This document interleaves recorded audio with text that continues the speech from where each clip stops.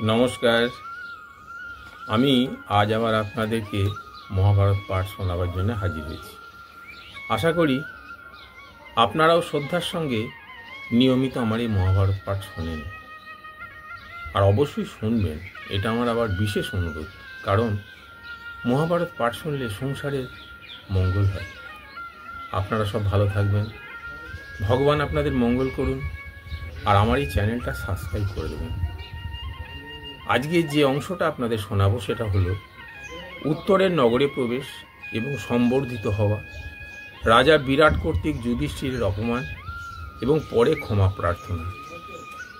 বৈশম্পায়ন বললেন, এইরূপ উত্তম দৃষ্টি সম্পন্ন অর্জুন কৌরবদের যুদ্ধে পরাস্ত করে বিরাট রাজার বিশাল গোধন ফিরিয়ে আনলেন।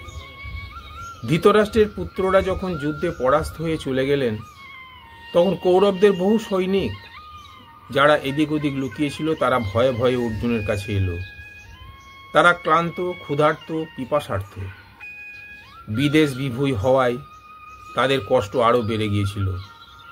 তারা অর্জুনকে প্রণাম করে বলল, কুন্তী নন্দন, আমরা আপনার আদেশ পালন করব। অর্জুন বললেন, তোমাদের কল্যাণ হোক, ভয় পেও না, নিজ রাজ্যে ফিরে যাও। যারা বিপদগ্রস্ত আমি তাদের মারি না, তোমরা বিশ্বাস রাখো। অভয় বাণী শুনে তারা সকলে আয়ু, কীর্তি ও যশ প্রধান রূপ আশীর্বাদে অর্জুনকে প্রসন্ন করলেন। তারপর অর্জুন উত্তরকে আলিঙ্গন করে বললেন, পুত্র, তুমি তো জেনে গেছো যে তোমার পিতার কাছে পাণ্ডবরা বসবাস করছে, কিন্তু নগরে প্রবেশ করে তুমি পাণ্ডবদের প্রশংসা করবে না, তাহলে তোমার পিতা ভয়ে প্রাণত্যাগ করবেন। উত্তর বললেন, সব্যসাচী, যতদিন পর্যন্ত এটি প্রকাশ করতে নিজে আমাকে না বলবেন ততদিন আমি পিতাকে এই বিষয়ে কিছুই বলবো না। তারপর অর্জুন আবার শ্মশানের কাছে এসে সেই সমীবৃক্ষের কাছে দাঁড়ালেন।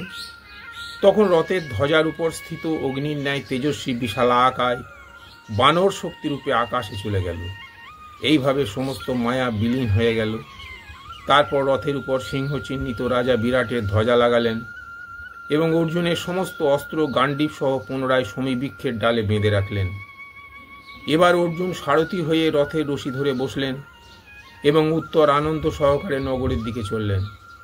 অর্জুন আবার মাথায় বেণী বেঁধে বৃহন্নলা সেজে চললেন। পথে তিনি উত্তরকে বললেন, রাজকুমার, এখন গোয়ালাদের নির্দেশ দাও, তারা যেন শীঘ্র নগরে গিয়ে আনন্দ সংবাদ জানায় এবং তোমার বিজয়ের কথা ঘোষণা করে। অর্জুনের কথা মেনে উত্তর তখনই দূতদের আদেশ দিলেন, তোমরা নগরে পৌঁছে খবর দাও যে শত্রু পরাজিত হয়ে পালিয়ে গেছে, আমরা বিজয়ী হয়েছি এবং গোধন জিতে ফিরিয়ে নিয়ে এসেছি। জন্মেজয়, সেনাপতি রাজা বিরাটও দক্ষিণ দিক থেকে গোধন জিতে 4 পাণ্ডবকে সঙ্গে নিয়ে অত্যন্ত আনন্দের সঙ্গে নগরে প্রবেশ করলেন। তিনি যুদ্ধে ত্রিগর্তের রাজাকে পরাজিত করেছিলেন। তিনি যখন গোধন নিয়ে পাণ্ডবগণ সহ পদার্পণ করলেন, তখন তাঁর বিজয়শ্রী অপরূপ শোভা ধারণ করেছিল। রাজসভায় এসে তিনি সিংহাসন সুশোভিত করলেন। তাঁকে দেখে তাঁর আত্মীয় স্বজন অত্যন্ত প্রসন্ন হলেন। সকলে পাণ্ডবদের সঙ্গে রাজার সেবা করতে লাগলো। রাজা বিরাট জিজ্ঞাসা করলেন, রাজকুমার উত্তর কোথায়? তার উত্তরে রানী মহলে নারী ও কন্যারা জানালো, মহারাজ, আপনি যুদ্ধে যাওয়ার পর কৌরবরা এসে গোধন হরণ করে নিয়ে যেতে থাকে। তখন কুমার উত্তর ক্রোধান্বিত হয়ে অত্যন্ত সাহস দেখিয়ে একাই তাদের পরাস্ত করতে গেছে। সঙ্গে বৃহন্নলা তার সারথী রূপে গেছেন। কৌরব সেনাতে ভীষ্ম, কৃপাচার্য, কর্ণ, দুর্যোধন, দ্রোণাচার্য, অশ্বত্থামা এই 6 মহারথী এসেছেন। বিরাট যখন শুনলেন যে তার পুত্র একাই বৃহন্নলাকে সারথী করে মাত্র একটি রথ নিয়ে কৌরবদের সঙ্গে যুদ্ধ করতে গেছেন, তখন তিনি অত্যন্ত চিন্তিত হয়ে তাঁর প্রধানমন্ত্রীকে বললেন, আমার যেসব যোদ্ধা ত্রিগর্তের সঙ্গে যুদ্ধে আহত হয়নি তারা যেন শীঘ্র বহু সৈন্য নিয়ে উত্তরে রক্ষার জন্য চলে যায়। সৈন্যদের যাওয়ার আদেশ দিয়ে তিনি পুনরায় মন্ত্রীদের বললেন, আগে শীঘ্র খবর নাও রাজকুমার জীবিত আছে কিনা। যা সারথী এক নপুংসক, তার এতক্ষণ জীবিত থাকার সম্ভাবনা নেই। রাজা বিরাটকে দুঃখিত ও চিন্তিত দেখে ধর্মরাজ যুধিষ্ঠির হেসে বললেন, রাজন, বৃহন্নলা যদি সারথী রূপে গিয়ে থাকে তাহলে বিশ্বাস করুন আপনার পুত্র সমস্ত রাজাদের কৌরব এবং দেবতা, অসুর, সিদ্ধ ও যক্ষদের যুদ্ধে পরাজিত করতে পারবে। এর মধ্যে উত্তরের প্রেরিত দূত বিরাটনগরে এসে পৌঁছালো এবং উত্তর রাজকুমারের বিজয় সংবাদ জানালো। সেই খবর শুনে মন্ত্রী রাজার কাছে এসে বললেন, মহারাজ, উত্তর সমস্ত গোধন জিতে এবং কৌরবদের পরাজিত করে তাঁর সারথি সহ কুশলে ফিরে আসছেন। যুধিষ্ঠির বললেন, অত্যন্ত সৌভাগ্যের কথা যে গোধন ফিরিয়ে আনা হয়েছে এবং কৌরবরাও পরাজিত হয়ে পালিয়ে গেছে। কিন্তু এতে আশ্চর্য হওয়ার কিছু নেই। বৃহন্নলা যার সারথি, তার বিজয় নিশ্চিত। পুত্রের বিজয়ী হওয়ার সংবাদে রাজার আনন্দের কোনো সীমা ছিল না। তাঁর শরীর রোমাঞ্চিত হল। দূতদের পুরস্কার দিয়ে তিনি মন্ত্রীদের নির্দেশ দিলেন। সড়কে দুধারে বিজয় পতাকা উত্তোলন করা হলো। ফুল এবং নানা উপাচারে দেবতাদের পূজা করা হোক। সমস্ত রাজপুত্র, যোদ্ধা এবং বাদ্য বাজিয়েদের আমার পুত্রকে স্বাগত জানাতে যেতে বলা হোক এবং একজন ব্যক্তি হাতির উপর বসে ঘণ্টা বাজিয়ে নগরবাসীকে আনন্দ সংবাদ শোনাতে থাকুক। রাজার নির্দেশ শুনে সকল নগরবাসী নরনারী, সুতো, মাগধী মাঙ্গলিক উপাচার নিয়ে গীতবাদ্য সহযোগে বিরাট কুমার উত্তরকে স্বাগত জানাতে গেলেন। তারা সকলে চলে গেলে রাজা বিরাট প্রসন্ন হয়ে বললেন, সৈরন্ধ্রী, যাও পাশা নিয়ে এসো। কঙ্ক, এবার পাশা খেলা আরম্ভ করা যাক। এ কথা শুনে যুধিষ্ঠির বললেন, আমি শুনেছি হর্ষোন্বিত চতুর খেলোয়াড়দের সঙ্গে পাশা খেলা উচিত নয়। আপনি এখন আনন্দমগ্ন হয়ে রয়েছেন, তাই আপনার সঙ্গে খেলতে সাহস হচ্ছে না। আপনি কেন পাশা খেলেন? এতে নানা দোষ আছে। আপনি যুধিষ্ঠিরের নাম তো নিশ্চয়ই শুনেছেন। তিনি তার বিশাল সাম্রাজ্য এবং ভাইদেরও কপট পাশাতে হারিয়েছেন, তাই তিনি এই খেলা পছন্দ করি না। তবু আমি আপনার ইচ্ছা হয়, যদি আপনার ইচ্ছা হয় তবু আমি আপনার সাথে খেলব। খেলা আরম্ভ হলো। খেলতে খেলতে বিরাট রাজা বললেন, দেখো, আজ আমার পুত্র প্রসিদ্ধ কৌরবদের পরাজিত করে বিজয়ী হয়েছে। যুধিষ্ঠির বললেন, বৃহন্নলা যার সারথি, সে কেন যুদ্ধে জিতবে না?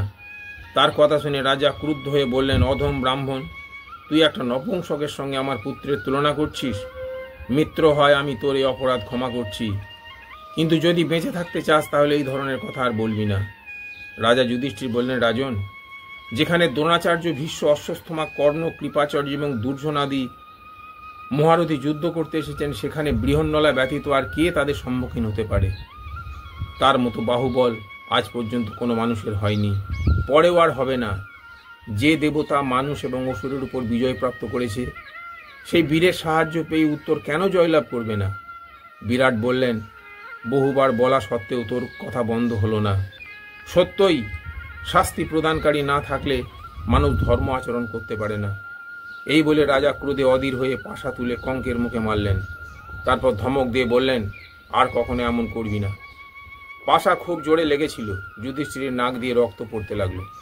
রক্তের ফোঁটা মাটিতে পড়ার আগেই যুধিষ্ঠির তা হাত দিয়ে ধরে নিলেন এবং পাশে দাঁড়ানো দ্রৌপদীর দিকে তাকালেন।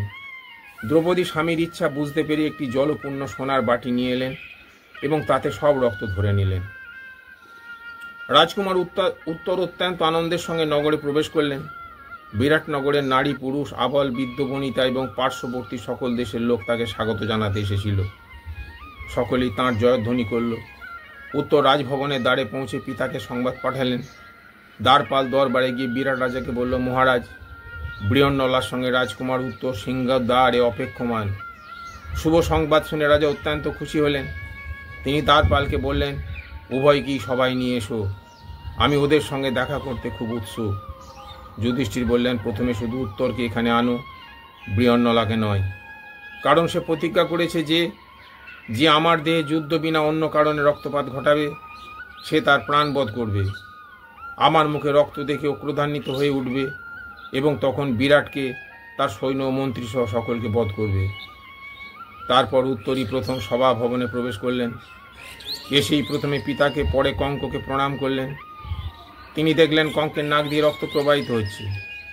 কঙ্ক একান্তে মাটিতে বসে আছেন আর সৈরেন্দ্রী তার সেবা করছেন। রাজকুমার অত্যন্ত উতলা হয়ে তার পিতাকে জিজ্ঞাসা করলেন, রাজন, একে কে মেরেছে? কে এই পাপ কাজ করেছে? বিরাট বললেন, আমিই একে মেরেছি। এ অতি কুটিল, একে যে সম্মান করা হয় এ তার যোগ্য নয়। যখন আমি তোমার প্রশংসা করি তখনই এ ওই নপুংসকের প্রশংসা করে। উত্তর বললেন, মহারাজ, আপনি খুব অন্যায় করেছেন। একে শীঘ্র প্রসন্ন করুন, না হলে ব্রাহ্মণের কোপে আপনি সমূলে নাশ হবেন। পুত্রের কথা শুনে রাজা বিরাট কুন্তিনন্দন যুধিষ্ঠিরের কাছে ক্ষমা প্রার্থনা করলেন। রাজাকে ক্ষমা প্রার্থনা করতে দেখে রাজা যুধিষ্ঠির বললেন, রাজন, আমি চিরকালের জন্য ক্ষমাব্রত ধারণ করেছি। আমার ক্রোধ হয় না। আমার নাকের রক্ত যদি মাটিতে পড়ত, তাহলে আপনি যে রাজ্য সহ সমূলে বিনাশপ্রাপ্ত হতেন, এতে কোনো সন্দেহ নেই। তাই আমি মাটিতে রক্ত পড়তে দিইনি। যুধিষ্ঠিরের রক্তপাত বন্ধ হলে বৃহন্নলা সভাগৃহে এসে বিরাট এবং কঙ্ককে প্রণাম করলেন। রাজা বিরাট অর্জুনের সামনেই উত্তরের প্রশংসা করতে লাগলেন। কৈকেয়ী নন্দন, তোমার জন্য আমি আজ প্রকৃত পুত্রবান হয়েছি। পুত্র, যে কর্ণ একসঙ্গে 1000 নিশানা বিদ্ধ করতে কখনো ব্যর্থ হন না, তার সঙ্গে ইহজগতে যে ভীষ্মের সম্মুখীন হওয়ার কেউ নেই, তার সঙ্গে কৌরবদের আচার্য দ্রোণ, অশ্বত্থামা এবং যোদ্ধাদের হৃদয় কম্পিতকারী কৃপাচার্যের সঙ্গে তুমি কি করে যুদ্ধ করলে? দুর্যোধনের সঙ্গে কিভাবে সংগ্রাম করলে? আমাকে বিস্তারিত সব জানাও। উত্তর বললেন, মহারাজ, এ আমার বিজয় নয়। এই সব কাজ একজন দেবকুমার করেছেন। আমি ভয়ে পালিয়ে আসছিলাম, কিন্তু সেই দেবপুত্র আমাকে ফিরিয়ে নিয়ে গিয়ে নিজেই রথে বসে গোধন জিতে আনেন এবং কৌরবদের পরাজিত করেন। তিনি কৃপাচার্য, দ্রোণাচার্য, ভীষ্ম, অশ্বত্থামা, কর্ণ এবং দুর্যোধন এই 6 মহারথীকে মহাযুদ্ধে পরাজিত করেন। রণভূমি থেকে অপহরণ করে তিনি সেই সেনাদের হারিয়ে হাসতে হাসতে তাদের বস্ত্র ছিনিয়ে আনেন। বিরাট বললেন, সেই বীর মহাবাহু দেবপুত্র কোথায়? আমি তার দর্শন পেতে চাই। উত্তর বললেন, তিনি সেখানেই অন্তর্ধান করেছেন, কাল পরশুর মধ্যে এসে দর্শন দেবেন। উত্তরের এই সংকেত অর্জুনের সম্বন্ধেই ছিল। তিনি নপুংসক বেশে থাকায় বিরাট তাকে চিনতে পারেননি। তার নির্দেশে বৃহন্নলা সেই সব রঙিন বস্ত্র যা যুদ্ধক্ষেত্র থেকে আনা হয়েছিল সব রাজকুমারী উত্তরাকে দিয়ে দিলেন। সেই বহুমূল্য রঙিন বস্ত্রাদি পেয়ে উত্তরা অত্যন্ত খুশি হলেন। এরপর অর্জুন রাজা যুধিষ্ঠিরের পরিচয় প্রদানের ব্যাপারে উত্তরের সঙ্গে পরামর্শ করে তদনুরূপ করতে মনস্থ করলেন। নমস্কার।